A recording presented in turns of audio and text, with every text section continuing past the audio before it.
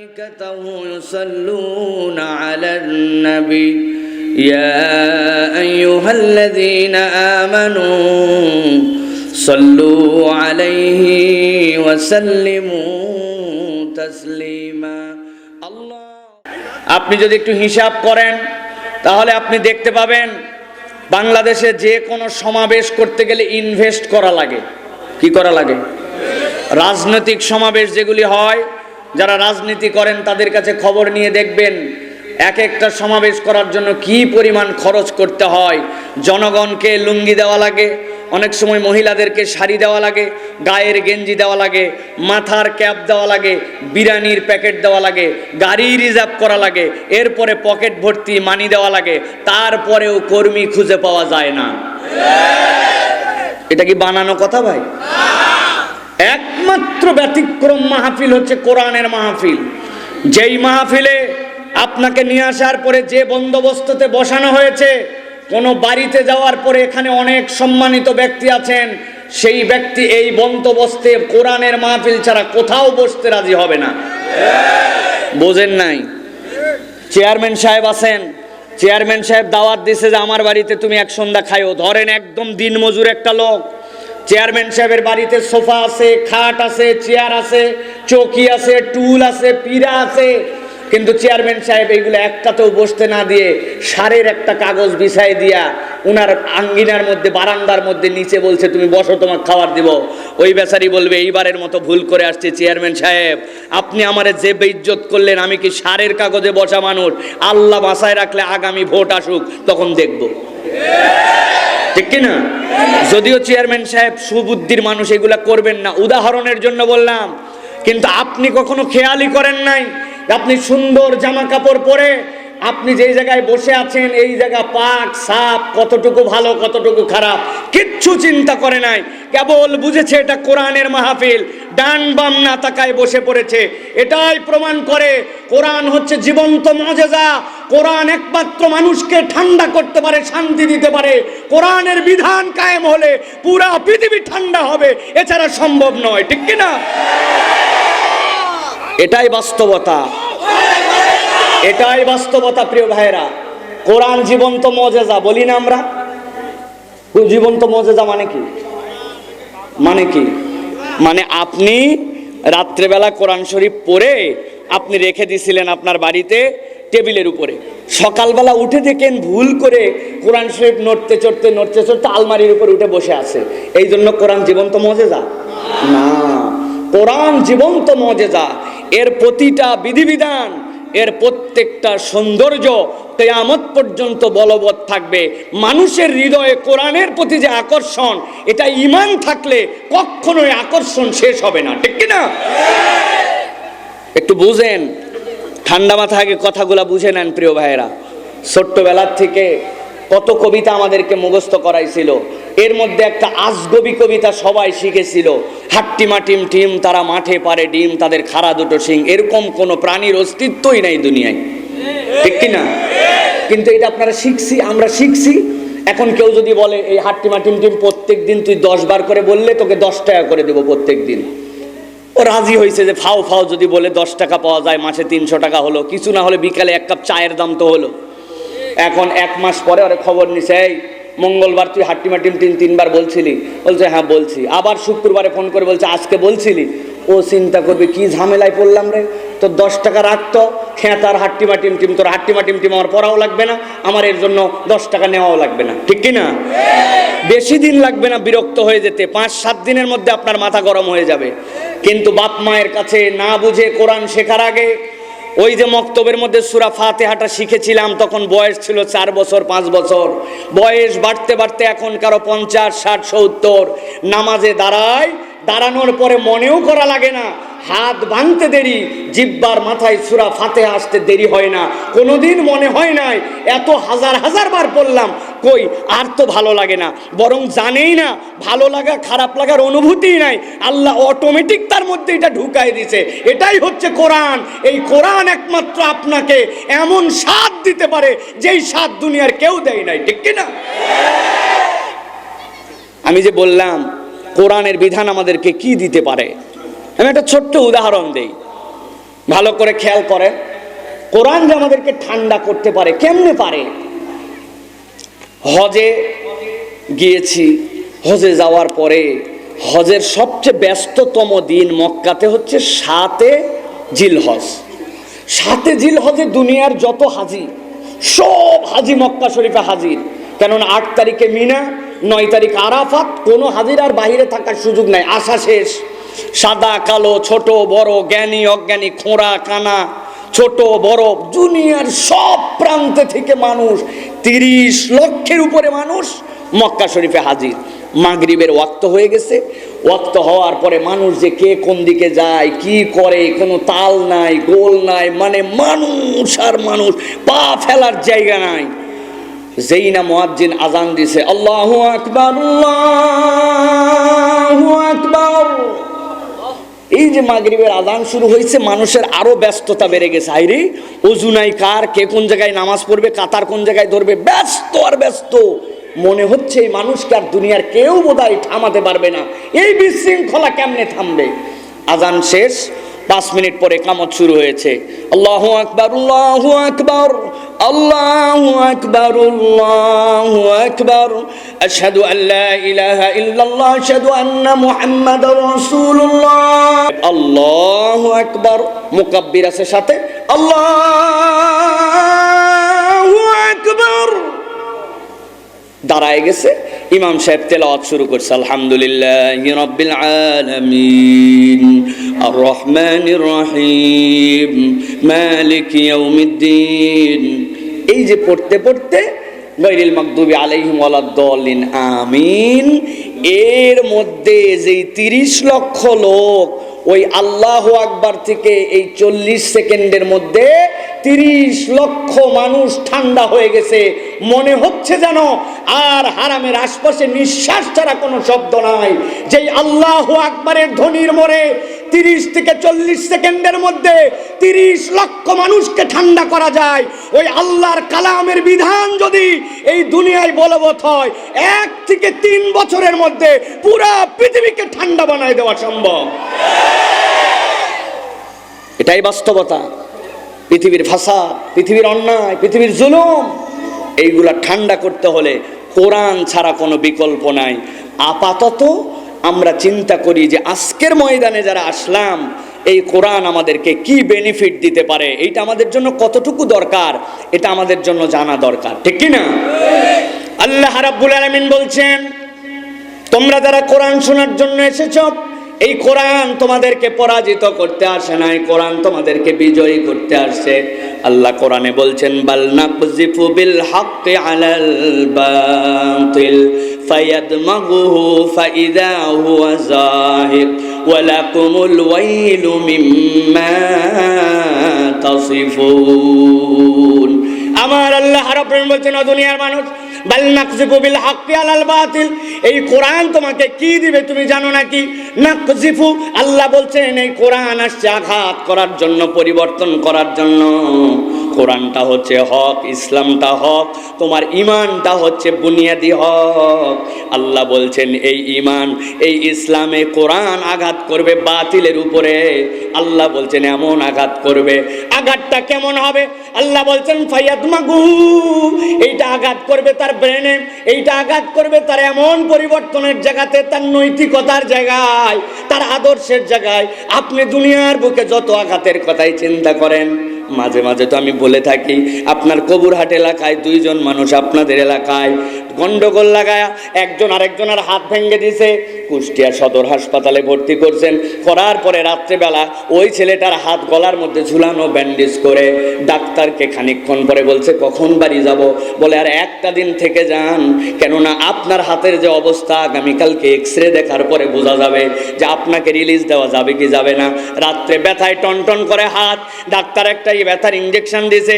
যেই না ব্যথার ইঞ্জেকশন দিছে, একটু ব্যথা কমছে, কমার পরে সেই ছেলেটা হাসপাতালে শুয়ে শুয়ে চিন্তা করতেছে, একবার আমার হাতটা খালি ভালো হোক, একবার খালি গ্রামে ফেরত যায়। যেই বেটা আমার 1 হাত ভাঙছে, আল্লাহ বাঁচালে আর 2 হাত ভাঙবো। নিয়ত করতে পারে কিনা?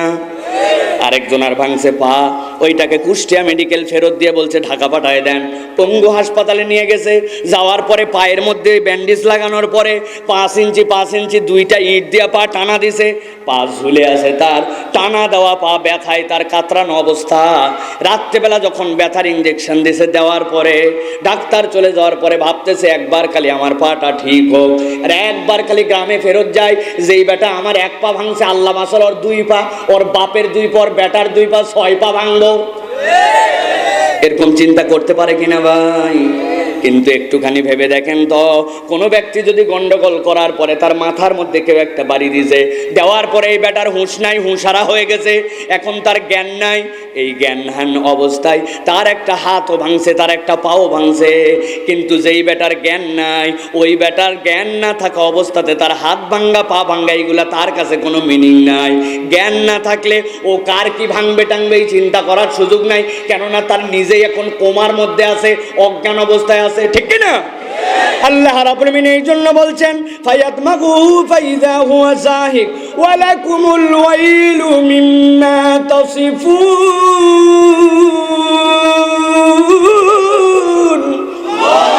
আমার আল্লাহ রাব্বুল আলামিন বলছেন, এই দুনিয়ার মানুষ, আমি আল্লাহ রাব্বুল আলামিন এই কোরআনের চেতনা দিয়া তোমাদের ব্রেন পরিবর্তন করাবো, তোমাদের আখলাক, তোমাদের আদর্শ পরিবর্তন করবে, এমন পরিবর্তন হবে ফাইযা হুয়া যাহিক, আল্লাহ বলছেন নিশ্চিহ্ন হয়ে যাবে, বাতিলের আর অস্তিত্ব থাকবে না। আল্লাহ এরপরে সতর্ক করেছেন ওয়ালাকুমুল ওয়াইল, তোমাদের জিহ্বাকে তোমরা সাবধান করো মিম্মা তাসিফুন, যারা কোরআনের ব্যাপারে, আলেম ওলামার ব্যাপারে, ইসলামের ব্যাপারে উল্টাপাল্টা কথা বলো। দুনিয়ায় হয়তো তোমার তেমন কোনো অ্যাকশন হয় না, কিন্তু আল্লাহ বলছেন সাবধান হয়ে যাও, আল্লাহর কাছে আসলে তোমার খবর আছে, ঠিক কি না? তাহলে কোরআন আমাদেরকে বিজয় দেওয়ার জন্য আসছে, কোরআন আমাদেরকে হারাতে আসে নাই, ঠিক কি না?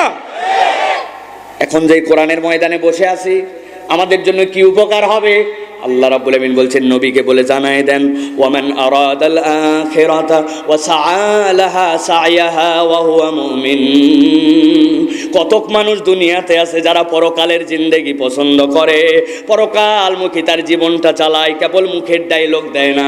আল্লাহকে বিশ্বাস করি, পরকালকে বিশ্বাস করি, মুখের ডায়লগ নয়। ওয়া সাআলাহা সায়াহা, ওই পরকালমুখীর জন্য তার প্রচেষ্টা আছে, ওয়া হুয়া মুমিন, এই অবস্থায় সে ঈমানদার। আল্লাহ রাব্বুল আমিন কোরআনুল কারীমের মধ্যে বলছেন ফাউলাইকা কানা সায়ুম মাশকুরা। এই দুনিয়ার মানুষ যারা পরকালমুখী জিন্দেগি, ওই জিন্দেগির প্রচেষ্টার মধ্যে নিজের জীবনকে ব্যয় করবে, আল্লাহ রাব্বুল আমিন তাদেরকে ব্যর্থ করবেন না। আল্লাহ রাব্বুল আলামিন তাদের জন্য কৃতজ্ঞ থাকবেন, তাদেরকে রিওয়ার্ড দিয়ে দিবেন। সুবহানাল্লাহ। অতএব আজকে যারা এই ঠান্ডাকে উপেক্ষা করে, নিজেদের বাড়িতে আরামের পরিবেশকে উপেক্ষা করে আপনারা যারা এই ময়দানে এসে বসে পড়েছেন, ভেবেন না যে যারা আসে নাই তারা মনে হয় খুব কল্যাণকামী, খুব বড় জিতে গেছে। জিতে নাই, হারা জিতা এই দুনিয়ায় হবে না, হারা জিতা হবে পরকালে আমল নামা দেখার পরে, ঠিক কি না? এই দুনিয়ায় তো সব ভুয়া, কিসের হার জিত? কোনো হার জিতই নাই, খেলাই নাই, হার জিত কোথায়? এই জন্য আল্লাহ রাব্বুল আলামিনের কাছে যাওয়ার পরে আমরা রিওয়ার্ড পাবো।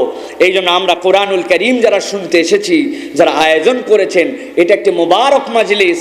আল্লাহ যেন আমাদেরকে এখান থেকে কিছু ফায়দা নিয়ে যাওয়ার মতো তৌফিক দেন, বলেন আল্লাহুম্মা আমিন। আমি বরাবর সব জায়গায় বলি, আমার বয়স এখনো 40 বছর হয় নাই।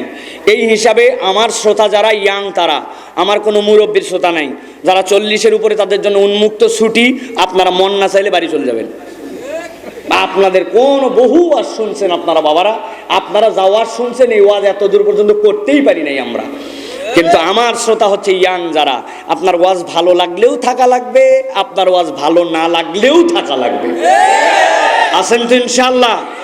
কারা কারা আছেন দেখে 2 হাত তোলেন, টান টান করে শক্ত করে 2 হাত তুলবেন, কোনো কথা বলবেন না মুখ দিয়ে, খালি হাত তুলতে বলছি। হাত তোলেন, হাত তোলা হয় নাই, শক্ত করে তোলেন হাত। কবুর হাতে কি হাত তোলা এরকম সোজা? তো হাত এরকম করবেন, তো টান টান করে হাত সোজা করেন। সোজা করছেন সবাই? পিছন দিকে একটু টান দেন, পাটা পরিবর্তন করেন, যেই পায়ে বসে আছেন উল্টা পায়ে পার করেন। অনেকক্ষণ ধরে একভাবে বসে আছেন, ওয়াজ অনেকক্ষণ হবে। হাত তোলেন, সোজা করে তোলেন হাত। দেখেন তো কোন কোন বাচ্চা কাচ্চা হাত তুলতে পারে নাই, সেগুলো তুলে দেন। এই ছেলে উঠে বসো, উঠে বসো, হাত সোজা করেন। হাত সোজা করছেন সবাই? নিচ থেকে উপর দিকে দেন, পিছনে টানা দেন, পিছনে ডানে বামে একটু নড়াচড়া দেন, কোমরটা একটু নড়ান রে ভাই। তুলছেন সবাই? হাত সোজা করেন, সোজা সোজা সোজা সোজা করেন। এবার গলাটা একটু পরিষ্কার করেন, ভালো করে পরিষ্কার করেন, গলা পরিষ্কার করার শব্দ হয় নাই। করছেন সবাই? হাত সোজা করেন, সোজা সোজা সোজা। এবার হাত বুক বরাবর নেন, এই বরাবর।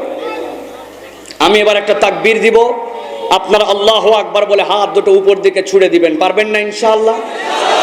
আবার এই দিক যেন দিয়েন না, উপর দিকে দিবেন। রেডি তো সবাই? এমন একটা তাকবীরের ধ্বনি দিতে চাই যেরকম তাকবীর কখনো জীবনে দেই নাই। আল্লাহর জন্য এরকম উচ্চকিত কণ্ঠে একটা তাকবীর যারা দিতে রাজি আছেন তারা একটু বলেন আল্লাহুম্মা আমিন। চা দিতে হবে অথবা গরম পানি। সকলে বলেন আল্লাহুম্মা আমিন। বুঝে বলছেন তো? মানে আমি বলবো লিল্লাহি তাকবীর, আপনারা কেউ কেউ বলবেন আল্লাহু আকবার। এই আল্লাহু আকবার এই পার্টি না, যেগুলো হিম্মত আছে যাদের মধ্যে, জবান ছেড়ে দিয়ে বলতে পারবেন, তারা বলেন আল্লাহুম্মা আমিন। রেডি সবাই? রেডি সবাই? দেখে এবার তাকবীর দেন। লিল্লাহি তাকবীর, লিল্লাহি তাকবীর। আল কোরআনের আলো, আল হাদিসের আলো, তোমার নেতা আমার নেতা, তোমার নেতা আমার নেতা,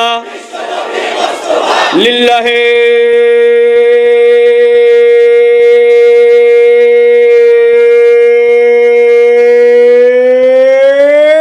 তাকবীর। আলহামদুলিল্লাহ। হাত নামান। শয়তান আছে? কুমারখালী ব্রিজ পার বিনা টিকিটে, ঠিক কিনা? এটা কে বলেছেন? নবীজি বলছেন, যখন আল্লাহর নাম উচ্চকিত কণ্ঠে বান্দা নেয়, শয়তান সে জায়গায় আর থাকতে পারে না। আল্লাহ যেন শয়তানের যাবতীয় ধোঁকা থেকে আমাদেরকে হেফাজত করেন, বলেন আল্লাহুম্মা আমিন। আমরা প্রিয় ভাইয়েরা, আজকে একটা মৌলিক বিষয়ে আমরা কথা শুনবো ইনশাআল্লাহ। আজকে আমরা কোরআনুল কারীমের অন্যতম একটি সূরা, সূরা হাদীদ থেকে আমরা একটু কথা শুনবো। সূরার নাম কি? হাদীদ। এই হাদীদের 4টা আয়াতের উপরে আমরা সংক্ষিপ্ত কিছু কথা শুনবো। যে কথাগুলি শুনবো এইগুলি আমাদের হৃদয়ের মধ্যে যদি ধারণ করে নিতে পারি, এই কথাগুলি ইনশাআল্লাহ আমাদের আগামীর পাথেও হেদায়েতের জন্য যথেষ্ট হবে, বলেন আল্লাহুম্মা আমিন। প্রিয় ভাইয়েরা, আমরা 4টা আয়াতের কথা শুনবো। যেই 4 আয়াতের মধ্যে আল্লাহ রাব্বুল আমিন 4টা দৃশ্য আঁকিয়েছেন, ভালো করে বোঝেন।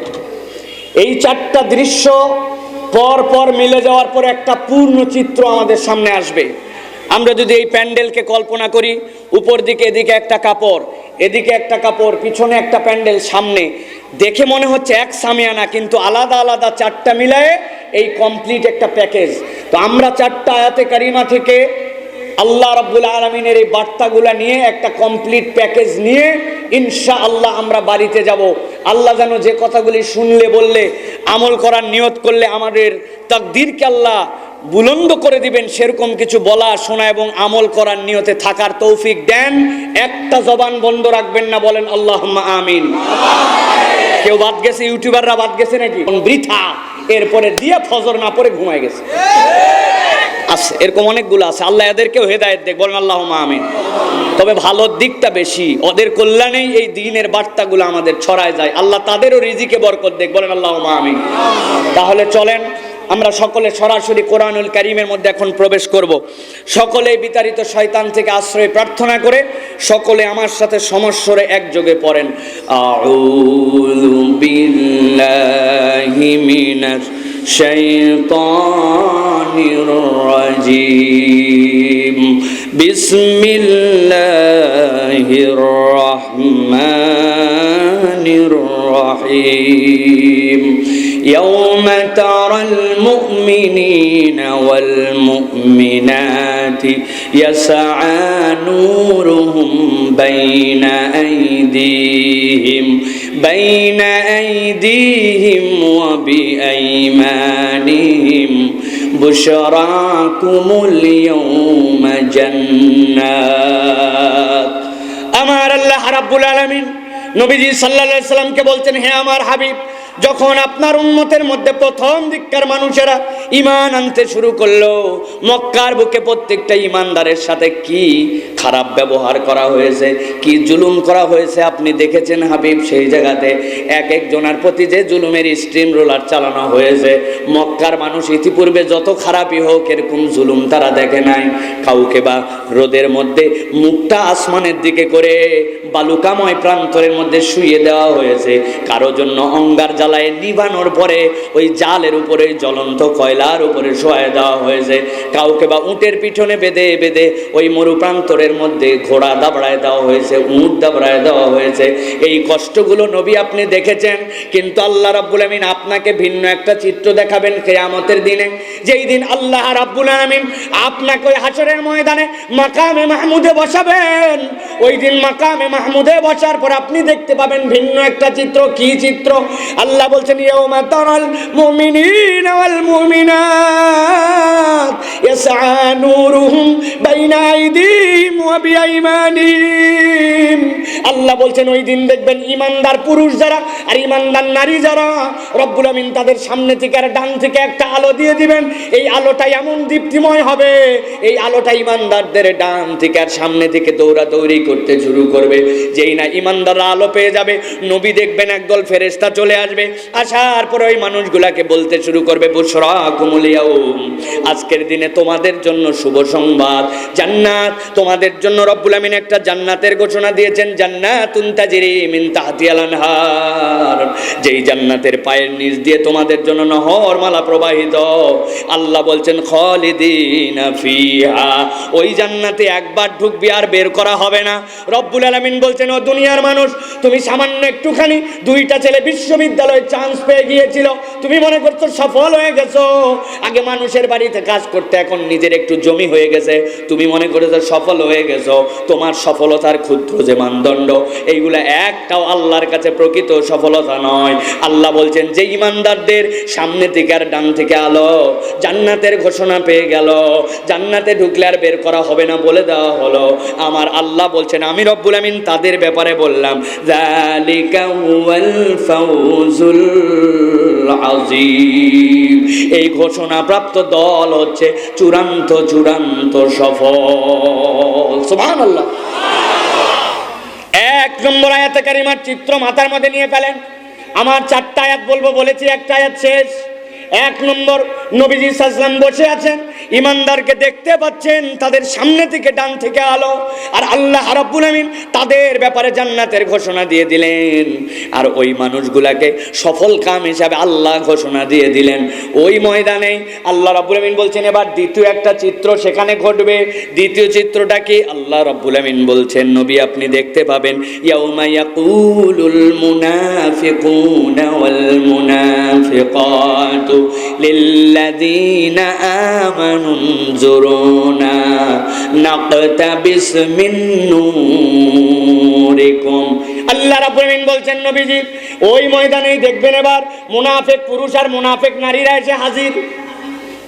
তার একটা কথা বলতে শুরু করবে। কি কথা? মুনাফিক পুরুষ আর মুনাফিক নারী কারা? আল্লাহ রাব্বুল আমিন নবীকে দিয়ে জানাইছেন।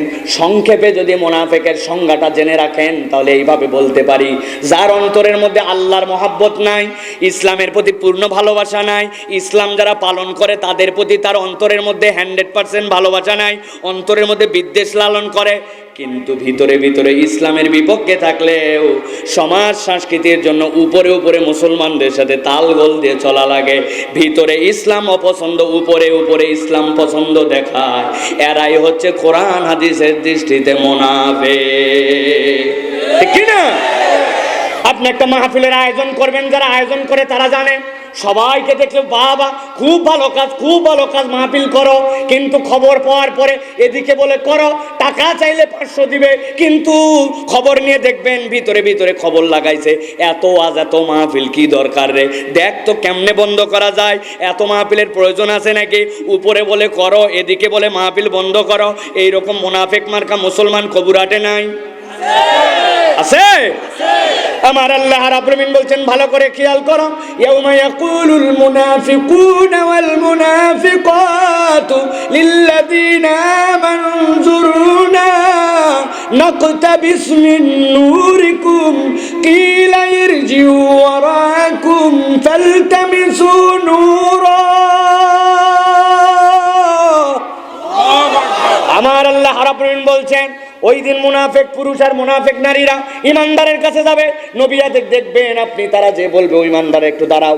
ইমানদার বলবে কেন দাঁড়াবো, আল্লাহ আমাদেরকে আলো দিয়েছেন, আমরা তো জান্নাতের দিকে রাস্তা নিয়েছি, বলছে একটু দাঁড়াও, তোমাদের আলো থেকে আমরা অল্প একটুখানি আলো নিতে চাই।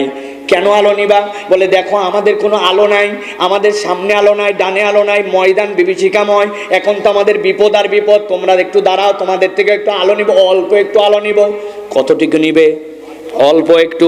আল্লাহ ইক্তেবাস শব্দ ব্যবহার করেছেন, ইক্তেবাস বলা হয় এমন আলো যেই আলো থেকে আপনি আলো নিলে ওই আলো কমে না, এইটাও হচ্ছে ইক্তেবাস। এক লোক মন ধরাইছে, আপনি তার মন থেকে যদি মন ধরাই নেন, মোমওয়ালার কি আলো কমবে? আপনার বউ ধরাইছে, বাড়ির মধ্যে চুলা ধরানোর আগে কুপি বাতি, আপনার জন্য এই যে ছোট্ট করে যে তেলের কেরোসিন তেলের কুপি থাকে, ওই কুপির থেকে যদি আরেকজন কেউ বাতি জ্বলাতে চায়, তার কি আলো কমবে? একটু দাঁড়াও, তোমাদের থেকে একটু আলো নিব, অল্প একটু আলো নিব, তোমাদের এই আলো ছাড়া তো আমাদের বাঁচার কোনো উপায় নাই। ইমানদাররা সাথে সাথে ওই মুনাফিকদেরকে বলবে ইরজিউ ওয়ারাআকুম ফালতামিসু নূরা। এই মুনাফিকের দল, ডিস্টার্ব করবি না আমাদেরকে, এই ময়দানে আলো নেওয়ার ময়দান নয়, এখান থেকে আলো নেওয়া যায় না, এই আলো আমরা দুনিয়ার থেকে কামাই করে আসছি, অতএব আলো যদি নিতে চাও দুনিয়ায় চলে যাও। ভালো করে বুঝে থাকলে উত্তর দেন, হাসরের ময়দানে একবার কেউ চলে গেলে ওই ময়দান থেকে কি আবার দুনিয়ায় ফেরত আসা যাবে? কেন বললো ইমানদারেরা ইরজু ওয়ারাকুম ফালতামিসু নূরা, তোমরা আমাদের যে আলো দেখতেছো মনে করছো এই আলো এখানকার, না না এই আলো এখানকার নয়, এই আলো আমরা দুনিয়ার থেকে নিয়ে আসছি।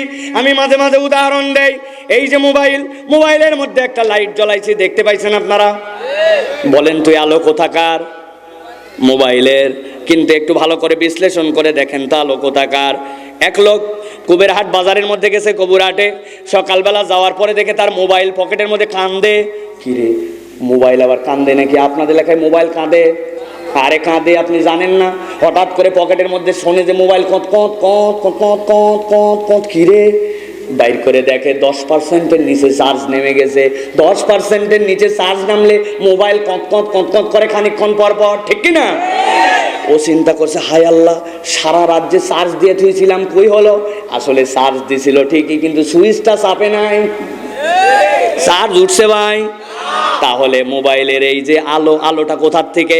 এখানে একটা ছোট্ট ডাটা কেবল আছে, মাথায় একটা অ্যাডাপ্টার আছে, ওই অ্যাডাপ্টার নিয়ে আপনি সকেটের মধ্যে লাগাইছেন, বিদ্যুৎ অফিস থেকে যে কারেন্ট আসছে ওখান থেকে আপনার সাপ্লাই দিয়ে আপনার এর মধ্যে আলোটার গেছে।